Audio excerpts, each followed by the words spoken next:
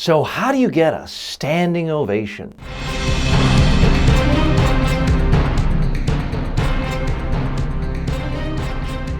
Speaking, the show about effective speaking in public, to the media, at work, and in life. Speaking with TJ Walker.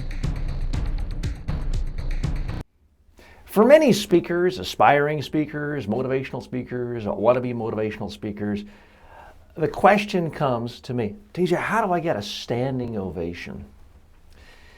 And I have some mixed feelings about this question. Certainly, if you're a speaker, who doesn't love it when your audience stands, cheer? What performer, what actor on Broadway doesn't like a standing ovation? So I understand the desire for that, and I have gotten them, although not every time. Here's the fundamental problem I have with going after a standing ovation. It's that it's about me. Me. Tell me I'm great. It's the speaker saying, I want you to tell me how wonderful I am, how great I am. If you go into a presentation with the idea that your top goal is having people love you and affirm you, I don't think you're really in this for the right reason. Sorry to sound all mystical and spiritual. Your heart isn't in the right place. Your goal, I believe, as a speaker, as a presenter, should be first and foremost, how can you educate, inform, give new information to this audience in a way that is understandable and memorable so they can take action on it, or it can mean something to them. That should be your goal, not about getting praise. Again, I'm talking about primarily business speakers, people in civic life, government life, professional life. Acting, Broadway, that's a different issue. Musician, different issue. So here's the problem. I have been to countless speeches where I saw the speaker get a standing ovation, and I didn't think their speech was particularly good. I thought it was trite, cliched, kind of the same old stories that amounted to, aren't puppies cute? Shouldn't we love our puppies and neighbors? And for some reason, it ignited a few people in the room to stand. And then the people next to them saw them stand, like, well, I better stand. And then slowly it trickles to the back of the room. And then people are kind of like, well, everyone else is standing. I kind of feel manipulated. But you know what? It's an excuse to stand up and stretch. So, okay, I'll stand and give a half-hearted applause. I've seen that, and not to cast any stones on anywhere as a general class, but Toastmasters conventions. I will say I've been to Toastmasters conventions and seen speakers that I thought, while technically had good chops, their content was treacly, boring, cliche, and yet everyone gave them a standing ovation. There are certain organizations where it's just a culture where unless you're awful, you get a standing ovation. Certainly, if you're a great speaker and you really shared personal information in a way that's helpful to people, you dramatically increase your chances of getting a standing ovation. If you're the CFO and you're simply going over quarterly results and giving numbers in a professional, calm way, you shouldn't expect a standing ovation unless your sales records have gone up a billion %. Well, then maybe investors would give you a standing ovation, but they'd probably give that to the CEO. So to sum up, I fundamentally believe it's certainly good to have high standards for yourself as a speaker. It's good to have high goals, but your focus, first and foremost, is to give new information, new insights, new ideas in a memorable way to really help people. Focus on that, to do it in as interesting a way as possible, to use as many interesting stories as possible. If you do that, the standing ovations will come. But my other big challenge to you is don't let that be the standard of how you judge your speaking career, your presentation career. I can tell you personally what warms my heart the most, what makes me happiest, is quite often I'll get an email or a call from someone I spent a day with training. So I did speak to them. A part of that day of training, there was elements where it was me giving a speech, and I didn't get any standing ovation from them. But here I am getting an email 10 years later, 15 years later, sometimes 20 years later, where they are referencing particular tools I gave them, where they just aced an interview or they gave a fantastic speech because of very specific techniques I gave them that help them, that they are still using. So they obviously understood it at the time. They remembered it short term, but they're actually remembering it 10, 15, 20 years later. That's what, to me, is a lot more meaningful than a standing ovation, because a lot of standing ovations are just kind of sugar highs. Someone talking about, I had this horrible experience, and I was so down and out, and I fought back, and since I did it, you can too, because your life isn't as messed up as mine was.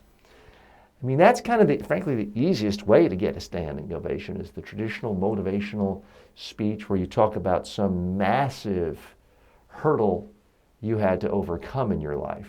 But that simply doesn't work for most speeches, most presentations, most of the time. So that's my advice. Focus first and foremost on helping your audience, and then the ovations will come. To hire TJ Walker as a keynote speaker or workshop leader for your next conference, call 212-764-4955.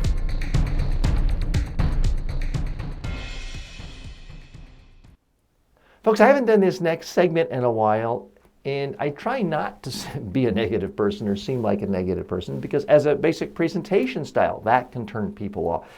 But every so often, I can't hold back. Bad advice. So this is a bad advice segment, and again, we don't do this that often, although I did earlier this week take to task Amy Cuddy, her speech and book about the whole Superwoman pose, which I think is phenomenally horrible, misdirected advice. But that's not the subject of today. The subject of today comes from lifehacker.com, which is a website that I subscribe to in my RSS feed. And it's a story entitled What You Should and Shouldn't Do with Your Hands During an Interview. Now, this story they copied from Business Insider, which is a site that I used to read every day, but for every good article there, I found there's about 10,000 that are just listicles and garbage. But on this video, they purport to show research from John B. Molitor, PhD, and Barbara Barris on interviewing techniques. Here's one tip that was pulled out in the Lifehacker article. Show your palms. Revealing your palms evokes truth, honesty, and allegiance if you're in a job interview. I think that's perfectly fine advice. I don't have a problem with that. Now, here's the part that really jumps out at me. The next tip from this Lifehacker article, and that's where I saw it. I didn't see the original text. It says to steeple your fingers, quote, touching the tips of your fingers together like a politician or Mr. Burns on The Simpsons shows confidence. Folks, I think that is phenomenally awful advice. Mr. Burns, let's not forget, is seen as an evil villain. So when he's doing this, and forgive me for those of you listening on the audio podcast, I am steepling my fingers. I'm touching all of my fingers together, splaying them, holding them upward.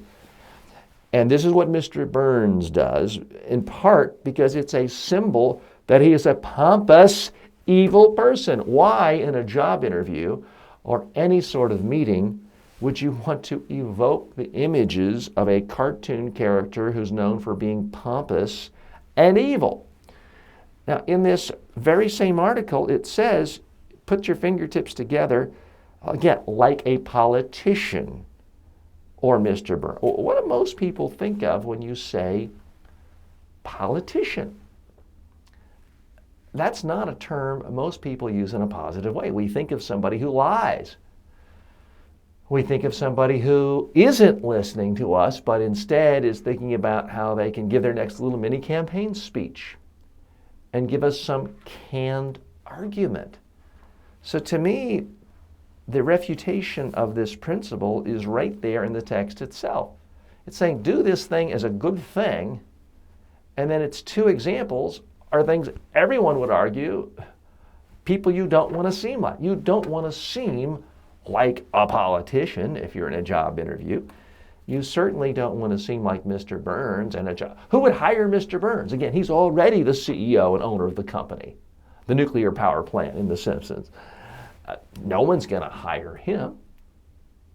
So, folks, you've constantly got to be on guard for bad advice, because there is bad advice everywhere when it comes to how to speak more effectively in job interviews, presentations, business meetings. Folks, I hate to sound like an anti-intellectual, because I'm not. And I'm not anti-research, and I'm certainly not anti-academic. But some fields are better than others. I think, research on brain surgery and physics, a lot of the sciences are done with great empirical diligence and relevance. My problem with so much of so-called research in the academic arena is that they'll pick apart things that either aren't relevant or are so easily distorted, and they never really ask the most important question, which is, okay, you want to prepare for a job interview. How do you actually say things and come across in a way that's going to make the person remember what's special about you and how you're going to give value to that company so that they want to hire you? That's really the goal. And I would be shocked, and full disclosure, I have not read all the research behind this, but again, I'm researching this every day in the field, and I can tell you audiences perceive someone who steeples their fingers as uncomfortable and nervous and trying to be pompous, because relaxed people do not steeple their hand. If you walk in Monday morning and you see a friend, you want to talk about the big game from last night, your friend at the office or down at the park, wherever you hang out, at the coffee shop, they're not going to start off with, well, I really liked the way the offense was, blah, blah. They're not going to start off with their hands together, fingertips touching, steepled. That is simply not how people speak when they are relaxed, comfortable, and being conversational. It's also not how people listen. So I derive my research, my conclusions based on research of how people actually talk in the real world when they're comfortable and confident. And I videotape people when they're giving presentations, but also when they're not aware of it and they're just speaking in a training situation. So I can tell you, my own research shows that relaxed people just don't speak this way. So beware of academic research in the field of public speaking, because I routinely see bad research, whether it's saying you need to hold eye contact for 4.2 seconds, or that body language is so much more important than what you say, and that's actually a distortion of some good research. And in this case, that you need to steeple your hands together. Here's the best research that I can share with you based on doing this. And those of you who are regular listeners, you can get tired of me saying this, yet most people still don't do it. You want to come across really well for a job interview, a speech, a presentation. Just practice what you want to say on video. Look at it, figure out what you like, figure out what you don't like. Keep doing it until you love what you see. That, my friends, is what you really need to know, and what the research shows of people who are doing this full time, actually helping people.